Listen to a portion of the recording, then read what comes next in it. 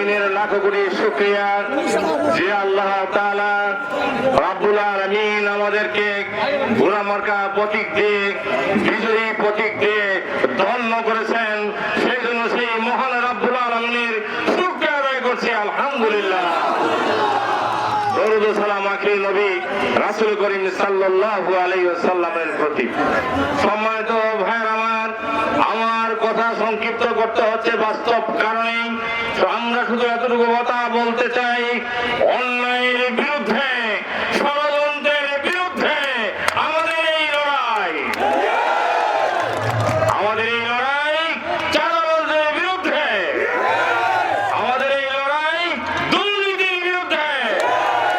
আমরা ফুলবাড়িকে একটি ফুলের ফুলবাড়িয়া, একটি সুন্দর পরিবেশের ফুলবাড়িয়া গড়ে তুলতে চাই। এই ক্ষেত্রে রাস্তাঘাট, স্কুল কলেজ মেরামত থেকে শুরু করে সব ক্ষেত্রে আমরা উন্নতি ঘটানোর জন্য সর্বাত্মক প্রচেষ্টা চালাবো ইনশাআল্লাহ। আপনাদেরকে কথা দিচ্ছি আমরা যদি নির্বাচিত হতে পারি তাহলে পরে একটি পয়সাও ঘুষ লাগবে না ইনশাআল্লাহ। তনপতি নাকি ৩,০০০ বা ৫,০০০ দিতে হতো। আমি জসিমউদ্দিন এমপি হয়ে পরে ওই তনপতি ৩ পয়সাও খরচ হবে না ইনশাআল্লাহ।